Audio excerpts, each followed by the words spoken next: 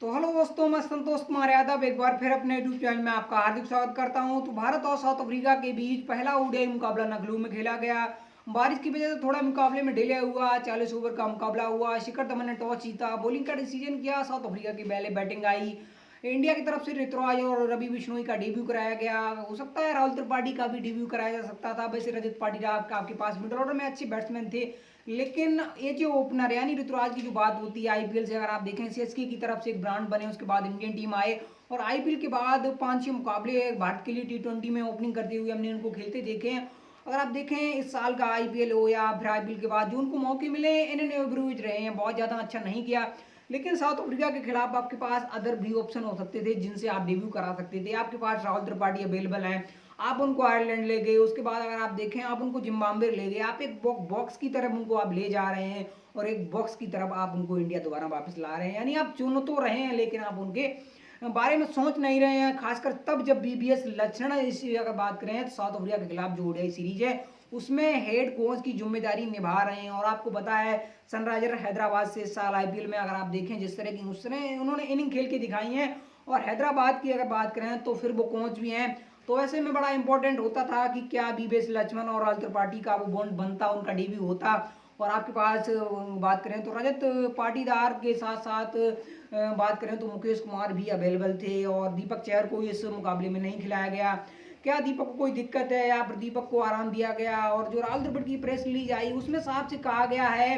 कि जसप्रीत बुमराह की जो रिप्लेसमेंट के तौर पर अगर बात करें बीसीसीआई बात करती है, बीसीसीआई के अंदर जो अभी लोग हैं जो इस डिसीजन को लेंगे उसमें राहुल द्रविड़ ने जो एंट्री दी उसमें कहा है कि जसप्रीत बुमराह के रिप्लेसमेंट के तौर पर पहली प्रायोरिटी हमारी मोहम्मद शमीम है। और जो इस वक्त एनसीए में अगर बात करें तो काम कर रहे हैं फिटनेस के ऊपर। और उनकी तकरीबन अगर बात करें तो 15 तारीख आखिरी डे होगा, यानी आईसीसी को सभी टीमें अपनी वर्ल्ड कप की टीम भेजेंगी, क्योंकि यानी 15 तारीख को आप हो सकता है वर्ल्ड कप में 15 तारीख तक कोई चेंजेस कर सकें। तो उस केस में हो सकता है कि जो डिसीजन जसप्रीत बुमराह के रिप्लेसमेंट के तौर पर आएगा उस पर हो सकता है कुछ वक्त लगे। मोहम्मद शमी की जो रिपोर्ट एनसीसी आएगी और रिपोर्ट के बाद जो रिपोर्ट कितनी पॉजिटिव होगी, पॉजिटिव के बाद अगर हो सकता है टीम मैनेजमेंट मोहम्मद शमी से बात करे, फिर मोहम्मद शमी की क्या कॉल होगी उस पर फिर आखिरी समय रोहित शर्मा यानी राहुल द्रविड़ कॉल लेंगे। अगर वो मोहम्मद शमी किसी तरह वर्ल्ड कप नहीं खेल पाते हैं तो उसके बाद आपके लिए दीपक चहर या मोहम्मद सिराज में कोई हो सकता है एक आप प्रेफर करें। लेकिन आपने दीपक को खिलाया नहीं। उसकी वजह क्या थी कि साउथ अफ्रीका के खिलाफ हमने उनको तीनों मुकाबले खेलते देखे नई गेंद के साथ या आखिरी डेथ ओवर में गेंदबाजी अच्छी करी, आखिरी मुकाबले में आखिरी ओवर को खाली अगर निकाल दें तो बाकी अगर बात करें तो पूरी उन्होंने सीरीज में अच्छी गेंदबाजी करी है और आखिरी मुकाबले में उन्होंने रन बना के दिए हैं। तो उनका खेलना आई थिंक मुझे समझ में नहीं आया। तो साउथ अफ्रीका की पहले बैटिंग आई शुरुआत में डिकॉक के साथ। इस बार भैया तमिया बबुआ नहीं थे, इस बार थे जानेमन मलान। जानेमन मलान शुरुआत में अगर बात करें तो धीरे धीमे दिखे, एक चांसेस मिला, उसके बाद भी कुछ फायदा नहीं उठा पाए। और इनके अगर आप देखें तो एन ओवरेज पाएंगे कि उनकी स्ट्राइक रेट 50 से नीचे है। एक गेंद पर डिकॉक खड़े रहे बैटिंग करते रहे, अच्छी पेस पर बैटिंग करते रहे और एंकरिंग रोल को निभाते रहे। नंबर 3 पर तमुआ बबुआ आए जिनकी अगर बात करें तो आउट ऑफ फॉर्म चल रहे हैं टी20 सीरीज में। अगर आप देखें तो मात्र 3 रन आए हैं तीनों मुकाबले में। उसके बाद अगर आप देखें 2 आए, बाउंड्री लगाए, थोड़ी ऐसा लगा कि शायद कुछ अलग करना चाहते हैं, लेकिन उसके बाद शार्दुल ठाकुर ने उनको भी वार्न कर दिया। तो 2 सफलताएं मिल गई इंडिया को। उसके बाद एडन मार्करम आए, मैन ऑफ द मैच जो उनकी बॉल अगर आप देखें कुलदीप यादव ने गेंद अगर आप देखें ऑफ स्टंप गेंद पिच कराई, गेंद पिच हुई, लैंड हुई, गेंद टर्न हुई और गेंद स्टंप में घुस गई। यानी अगर आप देखें मैच ऑफ द बेल हो सकती है उनकी बॉल। हाँ जरूर माना है, अगर आप देखें साउथ अफ्रीका की तरफ से महाराज ने जरूर अगर आप देखें बड़ी सटीक लाइन से गेंदबाजी करी है, विकेट टू विकेट गेंदबाजी करी। बल्लेबाजों को अगर आप देखें उस हिसाब से समय नहीं दिया और ये पाएंगे। अगर आप देखें जो तमजे समझी को जो विकेट मिल गई थी ऋतुराज की तो बड़ा फड़फड़ा रहे थे, या ईशान किशन हो, अगर आप देखें जब तक दोनों बल्लेबाज बैटिंग कर रहे थे इंडिया के लिए तब तक कंफर्टेबल नहीं दिखे। ओडियम मार्करम जब आउट हुए उसके बाद 3 विकेटें गिर गई और उसके बाद फिर ऐसा लगा कि साउथ अफ्रीका की अगर 2 विकेटें जल्दी गिर गई तो सकता साउथ अफ्रीका 200 सवा 200 हो सकता है क्रॉस ना कर पाए। लेकिन जो बैटिंग उन्होंने करके दिखाई है कि अगर बात करें मिलर की जो हम बात करते हैं, उन्होंने अपना सेकंड 100 इंडिया के खिलाफ सेकंड टी20 में लगाया और आखिरी टी20 मुकाबले में जो अगर आप देखें 3-4 गेंदें ली उन्होंने, तकरीबन अगर आप देखें 20-25 रन मार दिए। तो उनकी बैटिंग को देखकर ऐसा लग रहा है कि जो आईपीएल में उनमें इंप्रूवमेंट आया है उस इंप्रूवमेंट का अगर आप देखें साउथ अफ्रीका फायदा वर्ल्ड कप में उठा सकती है। और क्लासन जो टी20 टीम में अगर बात करें प्लेइंग 11 में अपनी जगह इस वक्त नहीं बना पा रहे हैं, रीजा हेंड्रिक्स की जगह नहीं बन पा रही है। तो क्लासन अच्छे प्लेयर हैं, विकेट कीपर बल्लेबाज का ऑप्शन है और बैकअप ओपनर के अगर तौर पर देखिए नहीं है, लेकिन विकेट कीपर बल्लेबाज की तौर पर जरूर वो साउथ अफ्रीका के लिए अच्छी बैटिंग करके दे सकते हैं। चलिए पहली प्रायोरिटी टीम की अगर डिकॉक है, और डिकॉक ने बैटिंग भी करी है, पहले T20 मुकाबले को छोड़ दें उसके बाद पहला ODI मुकाबला उसमें भी अच्छी खासी बैटिंग करके गए हैं। इंडियन ओवरेज 1 पर खड़े रहे, लेकिन उसके बाद ये मान के चलेंगे एक समय 104 पर जब 110 रन पर जब साउथ अफ्रीका के टॉप 4 आउट हो चुके थे, और ये मान के चलिए अगर टॉप 4 जब विकेटें हमने ले ली थी उसमें एक भी बैट्समैन साउथ अफ्रीका के लिए ऐसा नहीं था जिसने अगर बात करें रन प्रति बॉल भी बैटिंग करी हो। उसके बाद जो नीचे बैटिंग हुई, कुछ चांसेस हमको मिले क्लासन के हों या फिर मिलर के, हम अगर बात करें खराब फील्डिंग की वजह से अगर बात करें तो विकेट में नहीं बदल पाए। और आखिरी समय अगर आप देख लें इतना खराब अगर आप देखें मुकाबला हो गया हमारे लिए कि हमने आसान से कैच टपकाए, आसान से अगर बात करें हाई जरूर थोड़े कैच थे, लेकिन इंटरनेशनल अगर मुकाबलों में अगर आप देखिए भारत के पास वही बात होती है अव्वल दर्जे की टीम है, भारत की बी टीम खेल रही थी, भारत के पास ये एबिलिटी है, भारत के पास जो एक बैक ब्रांच बनती जा रही, भारत के पास प्लेयर आ रहे हैं, प्लेयर आ रहे हैं, प्लेयर आ रहे हैं। हम ये भी सोच सकते हैं कि हमारे पास हाँ सी टीम भी हो सकती है, लेकिन हम बी टीम की अगर फील्डिंग को देखें तो बहुत सामान्य रही है फील्डिंग हमारी। ए टीम जो अगर बात करें जो ऑस्ट्रेलिया हमारी टीम गई है, यानी वो 14 प्लेयर गए हैं, 15 अगर बात करें जसप्रीत बुमराह नहीं जा पाए हैं, तो अगर बात करें फील्डिंग में हमारी समस्याएं वहाँ भी दिख रही है, फील्डिंग में हमारी समस्याएं यहाँ भी दिखी हैं। और इतने अगर आसान से कैच और आसान से अगर फील्डिंग रहेगी गली क्रिकेट की तरह, तो फिर हम फील्डिंग में अगर बात करें इस तरह से अगर नॉर्मल फील्डिंग रहेगी तो फिर हम रन एक्स्ट्रा खाएंगे और मुकाबले में भी नहीं जीत पाएंगे। इंडिया की बैटिंग आई, वही बात होती सुमन गिल से हमें अच्छी उम्मीद थी पिछले 2 टूर से अगर आप देखें तो, फिर वेस्ट इंडीज टूर हो या फिर जिम्बाब्वे टूर पर उन्होंने अच्छी बैटिंग करी है। वहाँ के हाल की अगर बात करें जिम्बाब्वे टूर पर उन्होंने 2 मुकाबलों में जब ओपनिंग करी तो फिर उनके रन नहीं आए, नंबर 3 पे उन्होंने आके रन बनाए हैं। और जब वो बैटिंग करते हैं तो शिखर धवन अच्छे दिखते हैं, और उनको जब स्टार्ट मिलता है तो शिखर धवन के भी रन आते हैं। और जब सुमन गिल के रन नहीं आए तो शिखर धवन के भी रन नहीं आए, शिखर धवन एक गेंद पर फंस गए। और सुमन गिल की तो अगर बात करें तो फिर जब वो आउट होते हैं शिखर धवन फंसते हैं, और हमने ये देखा है। और देखा क्या, ये शाम को ही हमने देखा है, वही बात होती है नंबर 3 पर अगर आप देखें टीम ने ऋतुराज को प्रेफर किया, और वही बात होती है ऋतुराज भी आए इन पर खड़े रहे। वो कोशिश नहीं दिखी जो IPL में जो ब्रांड बना के अपनी आ रहे थे कि बड़े यार दिखिए थोड़े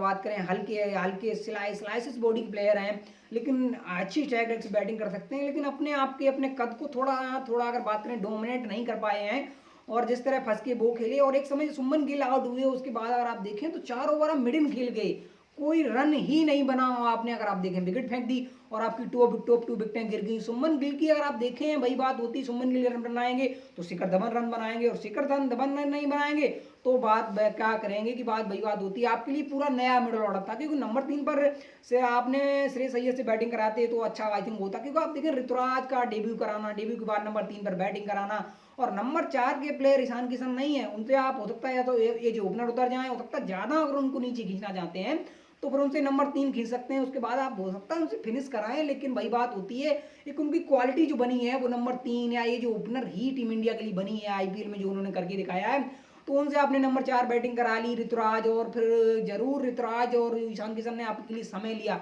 गेंद है खाते रहे खाते रहे खाते रहे, प्रेशर इतना बन गया कि वो समय आ गया, टीम मैनेजमेंट मैसेज भेजा कि नहीं नहीं आप इतनी स्लो बैटिंग नहीं कर सकते हैं। 1-2 ओवर थोड़ी बैटिंग करी रन के बाद, लेकिन वही बात उस मोमेंटम को लगातार कैरी नहीं कर पाए। उसके बाद आप देखें ऋतुराज ने अपनी विकेट ओवर स्टेप करके फेंक दी। सुमन गिल के साथ वही बात होती है, शिखर धवन तो अच्छे दिखते हैं जब वो बैटिंग करते हैं, लेकिन ईशान किशन की बात करें फिर जब वो आउट हुए उसके बाद एक और विकेट गिर गई, यानी अगर बात करें तो 50 से नीचे जब 4 विकेटें गिर गई और आप 250 चेज करने जा रहे हैं, आपके पास अगर बात करें नीचे वो बैटिंग नहीं है जो आप एक्सपेक्टेड करते हैं, क्योंकि आप देखें भले श्रेयस अय्यर आपके पास थे, उसके पास संजू सैमसन नीचे थे, लेकिन वही बात होती है शार्दुल थे, तो शार्दुल से बैटिंग की तो उम्मीद थी, लेकिन अगर बात करें पिछले 6 महीने या पिछले 1 साल से वो बैटिंग में हमें बात करें वो पेस के साथ बैटिंग नहीं कर पाए। जो हमने अगर बात करें कुछ मुकाबलों में टेस्ट में खासकर उनकी बैटिंग देखी, हमने T20 में CSK के लिए बैटिंग देखी, तो वो समस्या तो दिखी है आई थिंक उनके लिए। लेकिन वही बात होती है संजू सैमसन आए, उनको एम्पायर ने जब LBW आउट दे दिया, 5 विकेटें होगी, मुझे ऐसा लगा कि यार यहाँ तो बड़ा आसानी से भारत मुकाबला हार जाएगा, लेकिन उन्होंने तुरंत रिव्यू लिया, रिव्यू में लगा कि नहीं नहीं किनारा लगाया बच गई। लेकिन उसके बाद जो संजू सैमसन ने बैटिंग करी एक गेंद पर वो खड़े रहे, उसके बाद अगर आप देखें साइडों की तरह, लेकिन श्रेयस अय्यर ने जो 50 मारा है वो पता नहीं किस समय बैटिंग करने के लिए आए। और जो ऊपर साउथ अफ्रीका की अगर बात करें फिल्टर चढ़े हुए थे वो श्रेयस अय्यर ने जो 3-4 बाउंड्री अगर आप देखें समझी मारी, लुकदी लगदी मारी, वहां से साउथ अफ्रीका की फील्डिंग पीछे चली गई। और साउथ अफ्रीका की फील्डिंग पीछे चली गई। फिर बात करें, श्री सैयद अच्छी बैटिंग कर रहे थे और उन्होंने बात करें तकरीबन 30-32 गेंदों में अपना 50 पूरा कर लिया। 50 के बाद अगर आप देखें ड्रिंक के बाद फिर वही बात होती, 3 गेंदें जो ड्रॉट कर गए, वो फ्रस्ट्रेट हो गए कि यार 3 गेंदें डॉट हो गई, हमको 7-8 तकरीबन 8 से प्लस की स्ट्राइक रेट से रन चाहिए हैं। तो उस केस में वही बात होती, फिर वो मिड ऑन क्लियर करना चाहते हैं, गेंद सही से हिट हुई नहीं, वो आउट हो गई। उसके बाद लगा यार जो रन बने हैं, अगर आप देखें 100 से क्लोज हम जो आए हैं उसमें तो श्रेयस अय्यर की 50 रन आए। इसके बाद अब संजू सैमसन इतने बेटर खेल नहीं रहे हैं। और बात करें फिर जो बात हम करते हैं ओवरऑल बात करें ठाकुर की वो फॉर्म पिछले कुछ समय से दिखी नहीं है। फिर वही बात होती, पार्टनरशिप बिल्ड हुई एक समय, अगर आप देखें 2 रिव्यू भी खराब करे हैं साउथ अफ्रीका ने, लेकिन एक समय फिर ऐसा लगा कि शायद संजू सैमसन आउट थे, उस समय एम्पायर ने उनको आउट नहीं दिया। चलिए इस तरह की चीज़ें मैच में होती हैं, लेकिन ये भी पाएंगे संजू सैमसन जो बैटिंग करी है, जो श्रेयस अय्यर के साथ बैटिंग करी है, वहाँ भी थोड़े लूज दिखे हैं। उसके बाद जब श्रेयस अय्यर आउट हो गए उसके बाद भी आई थिंक वो इंटेंट नहीं दिखाया उन्होंने, जो T20 में आके राजस्थान के लिए आते हैं, ओपनर आए, नंबर 3 आए, नंबर 4 पे आके आना, सीधे मारना, जिस इंटेंट के साथ वो बैटिंग करते हैं, वो चीज़ यहाँ नहीं दिखी उनसे। और आई थिंक अगर आप देखें आखिरी समय तक मुकाबला जरूर ले गए, हार का कार्ड आई थिंक वो नहीं है, ये मानेंगे, लेकिन एक समय ऐसा लगा कि हाँ वो अच्छी बैटिंग कर सकते हैं, उनकी चर्चा होती है, बड़े अच्छे बैट्समैन हैं और T20 में अच्छी बैटिंग कर सकते हैं। तो इस तरह की जब चीज़ें होती हैं तो उम्मीद तो होती है ऐसे प्लेयर से, लेकिन हाँ आखिरी ओवर में जरूर अच्छी बैटिंग करी है और आखिरी ओवर से शायद पहले ही इस तरह की चीज़ें अगर वो करके दिखाते तो तक का मुकाबला जीते। और 39वां ओवर हो आई थिंक कह सकते हैं संजू सैमसन की एज ए लीडर अगर हम बात करेंगे तो फिर शायद वो थोड़े यहाँ बीच कमजोर दिखे हैं, क्योंकि आवेश खान क्या बैटिंग कर सकते हैं। और आपको पता है जब हमको 16-17 रन एक ओवर में चाहिए, तब आप आवेश खान से कह रहे हैं कि आप नहीं मारिए, और आप देखें पहली गेंद आपने कहा मारी नहीं लगी, दूसरी गेंद का मारी नहीं लगी, तीसरी गेंद मारी लग गई, खड़ी हो गई, कैच ड्रॉप हो गया। आपको सिंगल लेना चाहिएगा, आखिरी 3 गेंदें आपको खेलनी चाहिए थी, लेकिन आपने डबल ले लिया। वहाँ आई थिंक आपको नहीं करना चाहिए, आप एक सीनियर प्लेयर हैं और आप वही बात होती है, बहुत लोग कहते हैं सिलेक्टर उनको नजरअंदाज करते हैं, तो ये कमजोर चीज़ दिखी है उनकी और ये चीज़ उन्हें अपनी सुधारनी पड़ेगी। आखिरी ओवर में जरूर अच्छी बल्लेबाजी करी और आप देखें 30-32 ओवर के बाद भी आई थिंक थोड़े लूज दिखे हैं, उस तरह से गेंद को हिट नहीं कर रहे थे या वो अप्रोच भी नहीं दिखा रहे थे जो हम बात करते हैं कि नहीं सीधे शॉट मार सकते हैं आप। और हाँ आखिरी समय जब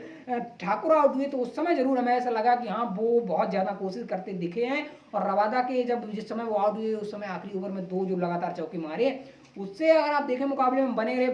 रहे और आखिरी ओवर में 29-30 रन जब चाहिए होते हैं तो फिर आसान नहीं होता। 19-20 होते कह सकते, चलिए हो सकता है 2 छक्के लग गए, 2 चौके लग गए, एक चक्का लग गया, चौका लग गया, तो इस तरह रन बन जाएंगे। लेकिन वही बात होती है, हम हार गए, खासकर हार का कार्ड हमारे वो दोनों ओपनर रहे, नंबर 3-4 पे ईशान किशन हो या ऋतुराज रहे हैं। हाँ जरूर संजू सैमसन ने एक ऐसी बैटिंग करी है जो कह सकते हैं ओडीआई फॉर्मेट से थोड़ी हटके बैटिंग थी, क्योंकि किलर मिलर ने भी बैटिंग करी है, उनको कुछ चांसेस मिले हैं और उन्होंने भी बात करें तो जिस तरह किलर की बात होती है, क्योंकि किलर बहुत बड़े प्लेयर बन के आए हैं आईपीएल के बाद, तो हम चाहेंगे दूसरा मुकाबला है रांची में है, लेकिन इस वक्त अगर बात करें तो परसों मुकाबला होगा, उसके बाद आखिरी ओडीआई मुकाबला अगर बात करें तो फिर 11 तारीख को खेला जाएगा। तो उम्मीद करते हैं भारतीय टीम अच्छा करे,